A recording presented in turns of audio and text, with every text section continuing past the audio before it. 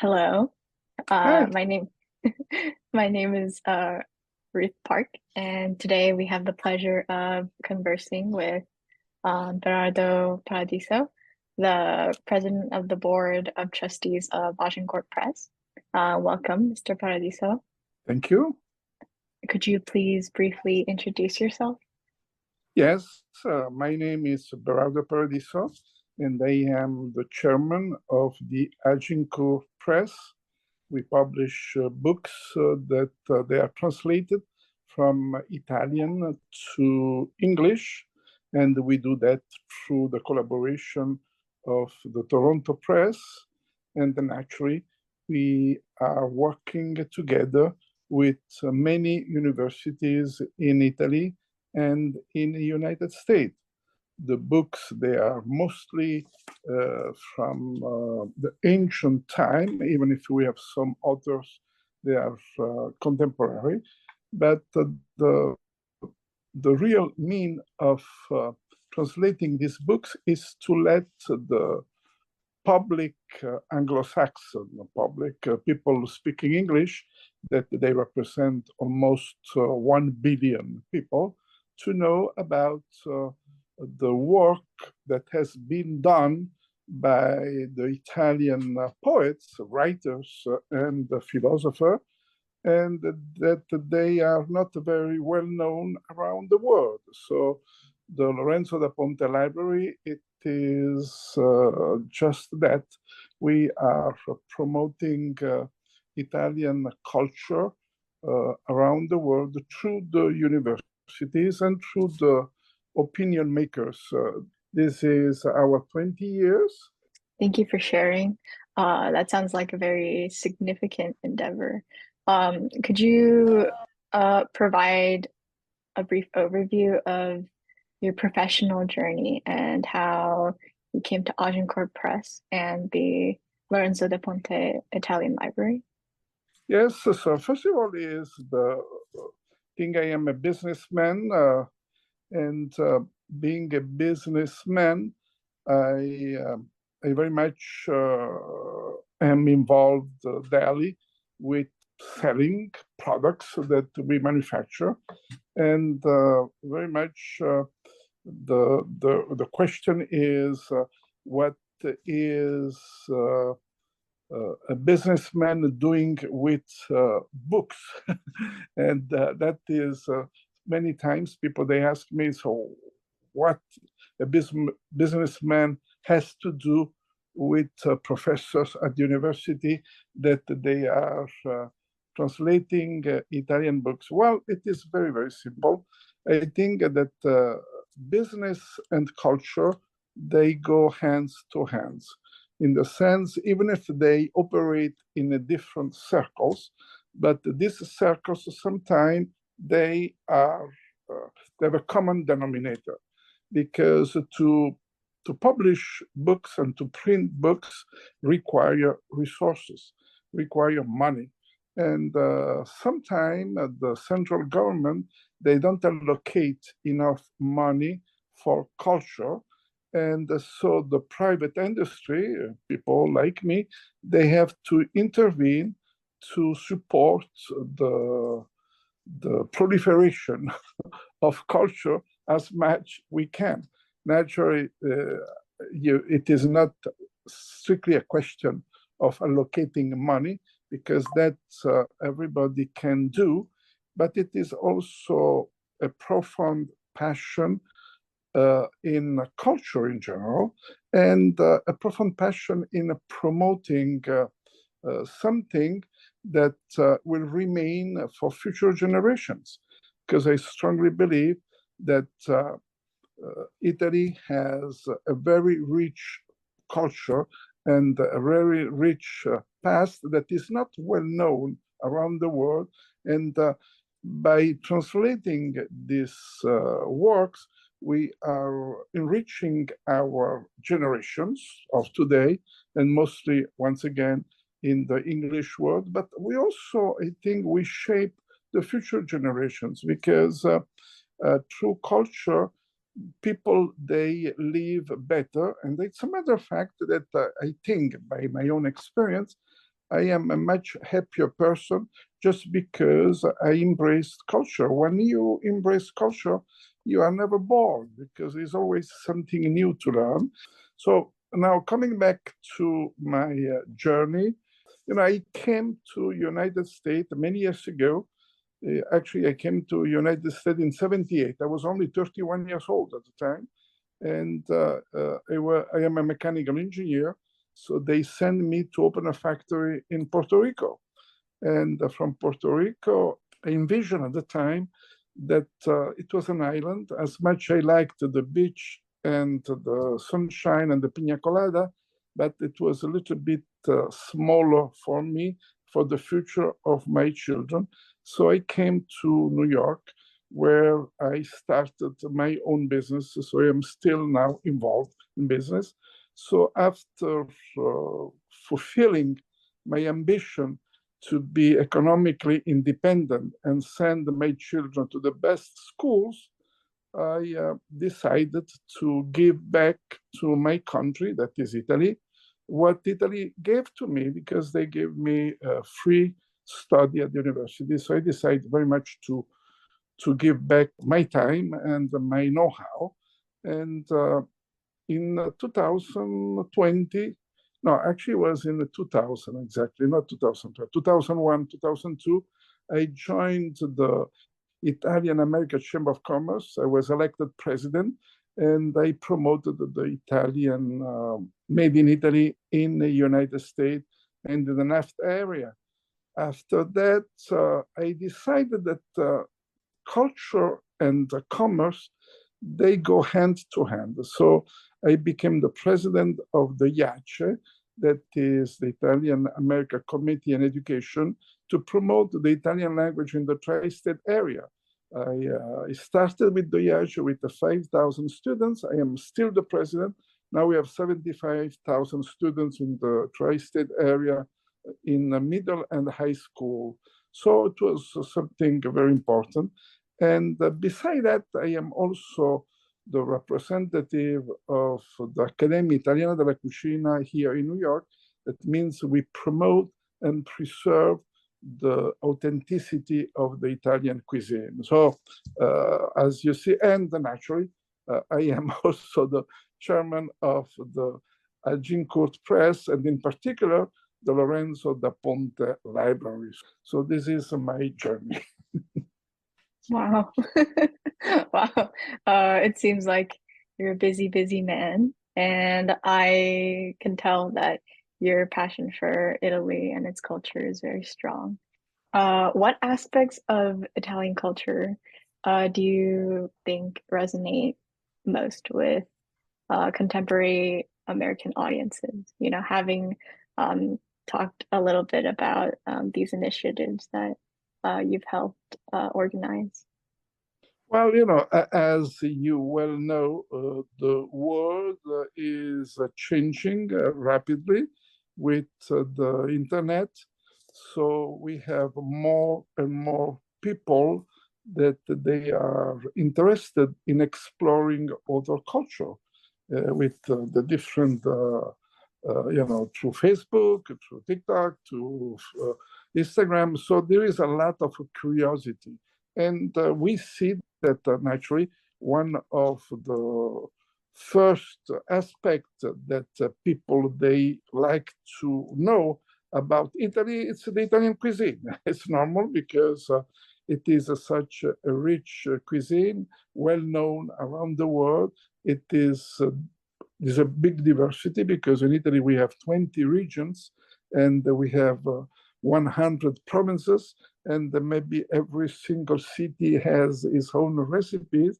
Actually, we published with the Accademia Italiana della Cucina 15 years ago a beautiful book called La Cucina with 2,000 recipes coming from the 20 regions. So yes, the first is the cuisine.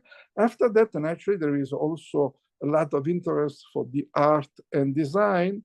Italy has one of the most artistic background because I think the UNESCO classified that almost 65% of the world art are in Italy. So I think it's not a single city that doesn't have a piece of art.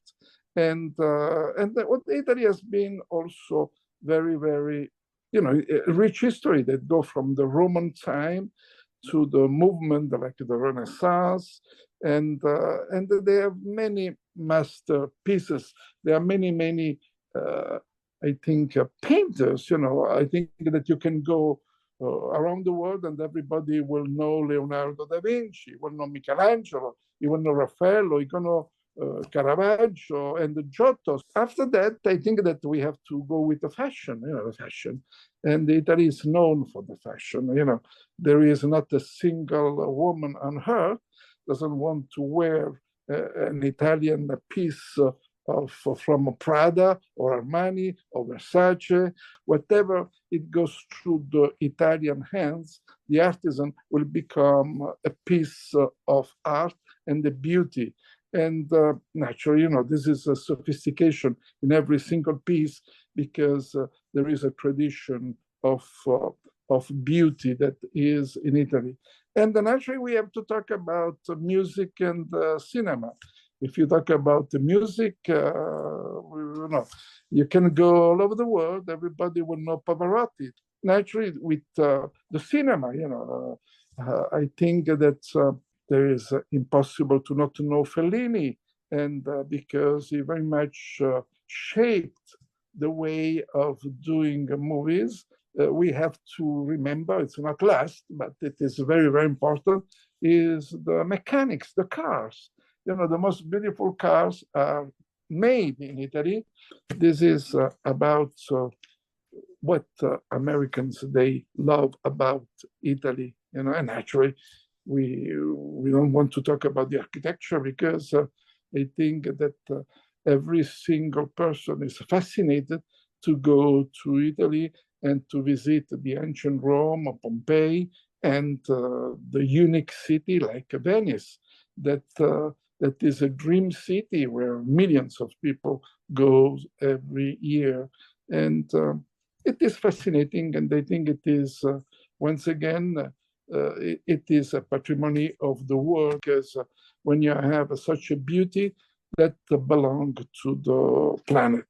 And I think that we have to see Italy being part of the world's beauty, and this is something that has to be preserved and also put on the hands of many people that they don't have the chance to go and visit. I think we should do more to let young people to go to Italy, to visit all this beautiful museum, this beautiful site, this beautiful city, because that will not only enrich themselves, but they will enrich their family and they will enrich their future because it set their mind in something positive. Beauty is important to create a positive mind on people. That was really beautiful. You mentioned earlier, this idea of cultural exchange. Can you talk a little bit about what an American audience might be able to gain from seriously engaging with Italian art and culture? I think that engaging is a great word. We have to market like a product, even the culture. It is very important that we, as Italians, that naturally there can be many other ethnies, the product has to be presented and has to be sold like any other product. So when I started the program with the IACE, we had many mothers that they didn't see at the time the value of studying Italian. And I had to prove to the mothers the value of studying a language like Italian, but I had very little arguments because it is true that if you take from a strict point of view as adding a language in your repertory of languages, probably you had more chance to have a better future in working with another language, not Italian. So my strategy was to go to the kids directly and to take them out of the classes and showing them the beauty of Italy. So we took them to the Ferrari, we took them to the opera, we took them making a pizza. We made a deal with Italy and we introduced them to Italian ingredient and Italian food. And suddenly the little children, they return to their classes. And when the other people say, where have you been? I said, well, we went to the Italian classes. We did this, we did that, we learned this, we learned that. And they said, Italian is cool. So the next year, we had more children in our Italian classes. And that's why we went from 5,000 to 75,000. But yes, I think we have to exchange more. I am also engaged in that student exchange.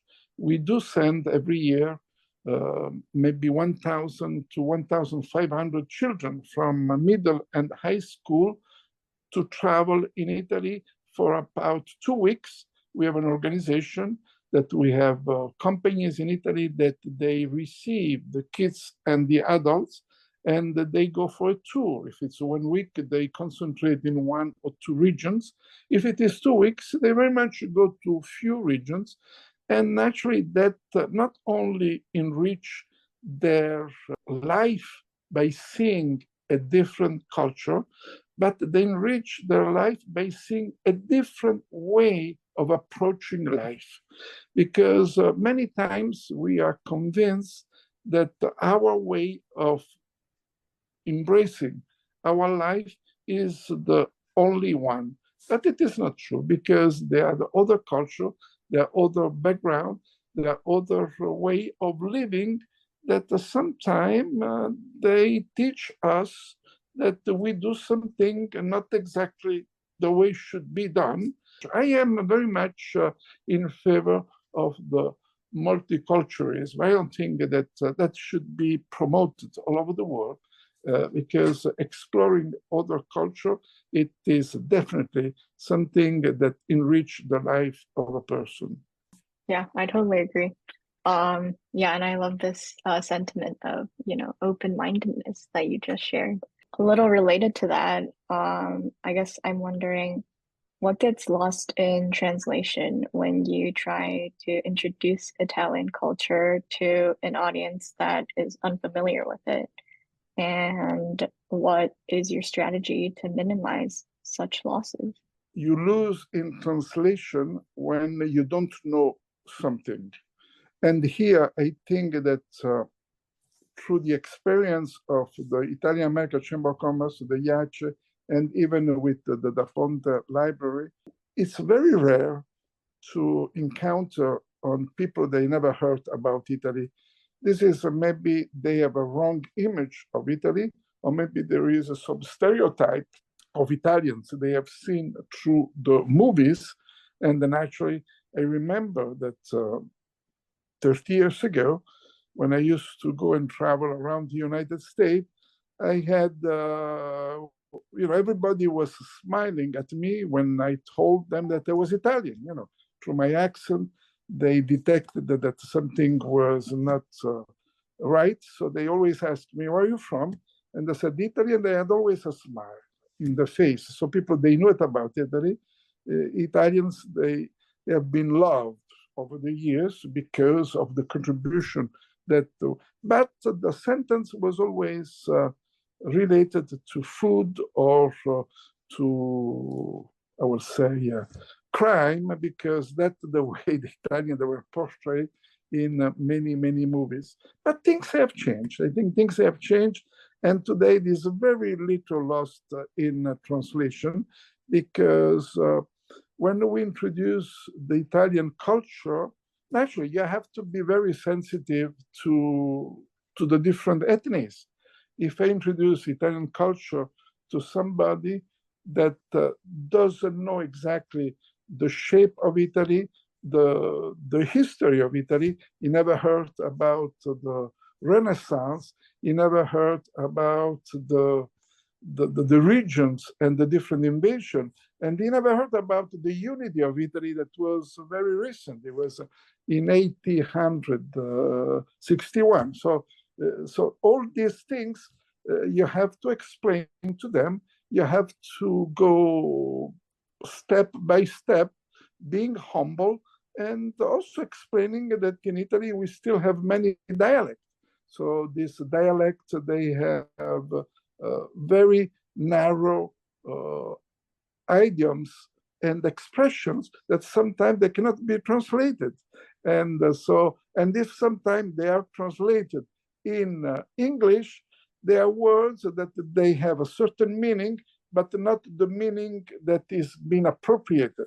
If, for instance, we said from the dialect mangia, mangia, it is more related to a grandmother that is telling a child, eat, because we come from a country that was nothing to eat, so take advantage of eating, because maybe you will miss that. Here it is more translated, the mangia, mangia. It's okay, feed yourself. It is something. So we have to take all these things in consideration, and then this is also, this is a cultural contest because people, they are very sensitive about their culture, religion, background. But in general, I have to say that there is very little that people in the United States in particular, and the rest of the world, they don't understand. They're all amazed about going to Italy. They're amazed by the food. They're amazed by the way the Italian people receive them. They're amazed by the beauty. I have visited many, many cities around the world. I had a chance. There are many, many cities. They are beautiful. But when you go to Italy, there are three things together. I think it's the beauty, this is the temperature, and this is the sunlight. And this is the music, because the birds, they are around. So when you put all these things together, either you are blind or you are completely nuts, but how you cannot be fascinated by such beauty like that? And once this beauty reach your heart, you are committed for the rest of your life to promote that culture. I think once again, it's a question of marketing, and it is natural. You need resources, you need a lot of money, and that's the reason with the Lorenzo da Ponte Italian Library, I was invited by Professor Ballerini, Luigi Ballerini, that it is the chief editor of the Lorenzo da Ponte Italian Library. We had a meetings, and he asked me if I could help him to build this library. And with the help of the Professor Rizzo, also, that is the also co-editor of the Lorenzo da Ponte, we discussed, and I was fascinated by this project, and I decided to join them to create a board of directors to find somehow the money, the resources, and I committed myself to have at least 100 books published. I joined them in, I think, 2017, so it is 7 years. In these past 7 years, we already did many books, and we are now celebrating our 20 years anniversary. And we have a few more books in production.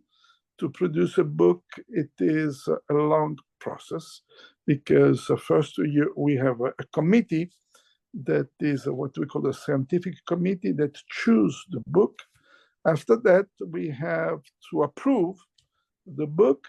After that, has to go through a translator. And most of the time, the translator is a native, in the sense that we don't let translate a book by somebody who doesn't know the meaning of a single word, but he will not go on the mind of the poet or the writers. So most of the time, there are professors at the university that they specialize in a particular poet. So, for instance, we have in Italy Professoressa Gatti that specializes in Giordano Bruno, and she very much translates most of Giordano Bruno books, and it will take sometimes 10, 15 years to have the right meaning and the right sense, because we are, in that case, talking about the philosophy. And so it takes a long time.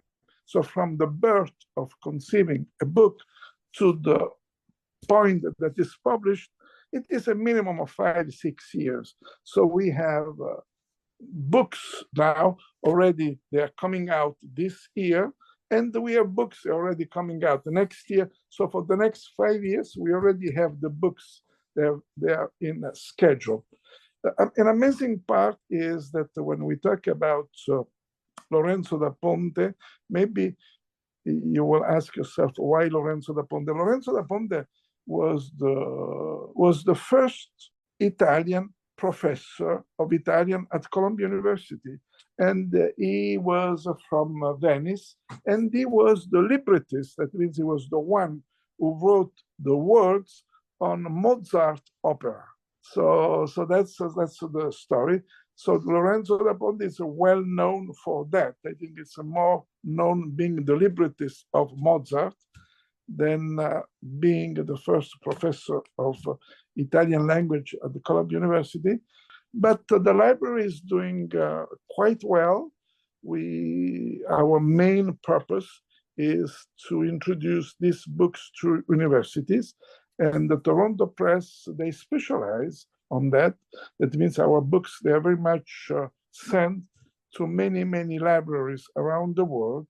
And the main purpose is to bring this Italian culture from the past that will enrich our life today, and it will shape the future, because that's the main purpose of life.